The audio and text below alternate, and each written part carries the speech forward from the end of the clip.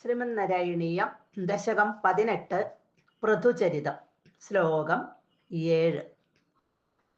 അഗജാനന പദ്മാർക്കം ഗജാനനമഹർനിശം അനേകദം തം ഭക്താനാം ഏകദന്തമുപാസ്മഹേ. സരസ്വതി നമസ്തുഭ്യം വരദേ ജ്ഞാനരൂപിണി വിദ്യാരംഭം കരിഷ്യാമി സിദ്ധിർഭവതു മേ സദാ. ഗുരുർബ്രഹ്മാ ഗുരുർവിഷ്ണുർഗുരുർദേവോ മഹേശ്വര ഗുരുഃ സാക്ഷാത് പരം ബ്രഹ്മ തസ്മൈ ശ്രീ ഗുരവേ നമഃ.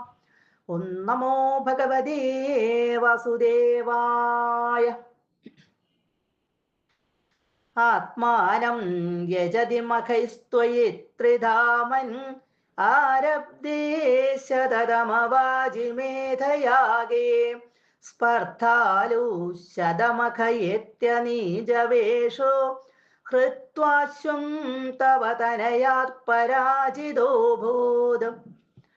കഴിഞ്ഞ ശ്ലോകത്തിൽ നമ്മൾ കണ്ടു, വേനന്റെ ഉപദ്രവം സഹിക്കവയ്യാതായപ്പോൾ ഭൂമിദേവി ഭൂമിയിലുള്ള സർവസമ്പത്തും എല്ലാം തന്നിലേക്ക് വലിച്ച് ഒളിപ്പിച്ച് വച്ചിരുന്നു. അതിനെയെല്ലാം എല്ലാവർക്കുമായിട്ട് യഥേഷ്ടം ആ ഭൂമിദേവിയിൽ നിന്ന് എടുത്തുകൊള്ളാൻ ഇവിടെ പൃഥു സൗകര്യമുണ്ടാക്കി കൊടുത്തു.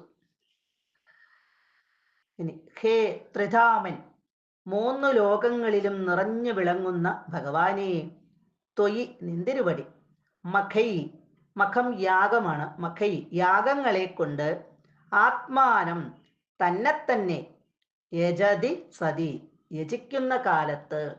ഇവിടെ പൃഥു ഭഗവാന്റെ അംശാവതാരമാണ്, അതുകൊണ്ടാണ് ഇങ്ങനെ പറയുന്നത്.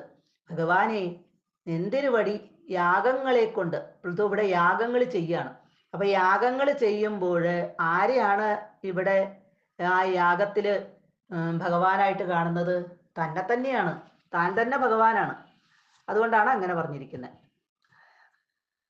ശതതമവാജിമേധയാഗേ, ശതതമ ഇവിടെ 100ാമത്തെ വാജിമേധം അശ്വമേധം, ആ അശ്വമേധ യാഗം ആരബ്ധേ ആരംഭിച്ചപ്പോൾ, അങ്ങനെ യാഗങ്ങൾ ചെയ്ത് 100 അശ്വമേധ യാഗത്തിലേക്ക് എത്തുകയാണ്, 100ാമത്തേലേക്ക് എത്തുകയാണ്. ഇവിടെ 100 യാഗങ്ങൾ ചെയ്തവനാണ് ഇന്ദ്രൻ. അപ്പൊ 100 യാഗങ്ങൾ പൂർത്തിയാക്കി കഴിഞ്ഞാൽ ഇന്ദ്ര പദവി കിട്ടും. അപ്പൊ 100ാമത്തെ യാഗത്തിലേക്ക് തുടങ്ങാനായിട്ട് അങ്ങോട്ട് വന്നപ്പോൾ ഇന്ദ്രന് ഭയങ്കര അസൂയയായി. ഇവിടെ സ്പർദ്ധാലു അസൂയാലുവായ ശതമഖൻ എന്ന് പറഞ്ഞാൽ ഇന്ദ്രനാണ്. 100 അശ്വമേധം നടത്തിയ അശ്വമേധ യാഗം നടത്തിയവൻ ആ ഇന്ദ്രനാണത്. അങ്ങനെയുള്ള ആ ഇന്ദ്രൻ ഈ യാഗം മുടക്കുവാനായിട്ട് നീചവേഷ, നീചൻ എന്നിവിടെ അർത്ഥമാക്കുന്ന പാഖണ്ഡൻ എന്ന് പറയും, വേദങ്ങളിലൊന്നും വിശ്വാസമില്ലാത്തവൻ. അങ്ങനെയുള്ള ആ നീചന്റെ വേഷം ഈ കൈക്കൊണ്ട്, വേഷമെടുത്ത് വന്നിട്ട് അശ്വം ഹൃത്വ, കുതിരയെ, യാഗപശുവായിട്ട് അവിടെ കെട്ടിയിരിക്കുന്ന കുതിരയെ ഹൃത്വ കവർന്നിട്ട് അവിടെ നിന്ന് കൊണ്ടുപോവാണ്. ആരും അറിയാണ്ട് അവിടെ നിന്ന് കട്ടുകൊണ്ട് പോവാണ്. തവ തനയാത്, അങ്ങനെ കൊണ്ടുപോയപ്പോഴോ തവ തനയാത് അവിടുത്തെ പുത്രനാൽ, അതായത് പൃഥുവിന്റെ പുത്രൻ, ആ പുത്രനാൽ പരാജിത അഭൂത് തോൽപ്പിക്കപ്പെട്ടവനായി. ഇവിടെ ത്രിധാമൻ, ആദ്യം ഭഗവാനെ സംബോധന ചെയ്യാണ്. ത്രിധാമൻ, 3 ധാമങ്ങളുള്ളവൻ. ധാമം ഇവിടെ സ്ഥാനം, തേജസ്, ത്രിഭുവനം, ത്രിമൂർത്തിമത്വം, 3 ബ്രഹ്മാവിഷ്ണു മഹേശ്വരന്മാരുടെ ആ 3 ത്രിമൂർത്തികളുടെയും മുകളിലായിട്ട് നിൽക്കുന്നയാൾ, ത്രൈഗുണ്യം 3 ഗുണങ്ങളോട് കൂടിയവൻ മുതലായവയാണ് ഈ ധാമം എന്നുകൊണ്ട് ഇവിടെ ഉദ്ദേശിക്കുന്നത്. അപ്പൊ 3 ധാമങ്ങൾ ഉള്ളവൻ, അപ്പൊ ഇതെല്ലാം ഇതിൽ പെട്ടതാണ്. അപ്പൊ ഇങ്ങനെ ഉള്ള ഭഗവാൻ യാഗങ്ങളെ കൊണ്ട് തന്നെ തന്നെയാണ് ഇവിടെ യജിക്കുന്നത്, തന്നെ തന്നെയാണ് ഇവിടെ പ്രാർത്ഥിക്കുന്നത്. കാരണം ഭഗവാന്റെ അവതാരമായതുകൊണ്ട്, അംശാവതാരമായതുകൊണ്ട്.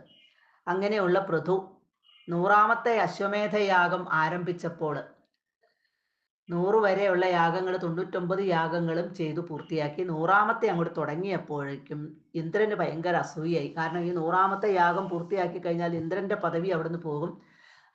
പൃഥു അവിടെ ഇന്ദ്രന്റെ പദവിയിലേക്ക് വരും. അതുകൊണ്ട് തന്നെ ഇവിടെ ഇന്ദ്രൻ ഒരു നീചനായിട്ടുള്ള ആളുടെ വേഷം കെട്ടി ആ വേഷത്തിൽ വന്ന്, ഇന്ദ്രനാണെന്ന് അറിയാതിരിക്കാനായിട്ട് വേഷം മാറി വന്ന് യാഗാശ്വത്തെ പിടിച്ചുകൊണ്ടുപോയി. ആരും അറിയാതെ പിടിച്ചുകൊണ്ടുപോയി. പക്ഷേ അത്രി മഹർഷി ഇത് കണ്ടു, ഈ കൊണ്ടുപോകുന്നത്. അത്രി മഹർഷി ഇവിടെ പൃഥുവിന്റെ പുത്രനെ കാണിച്ചു കൊടുത്തു.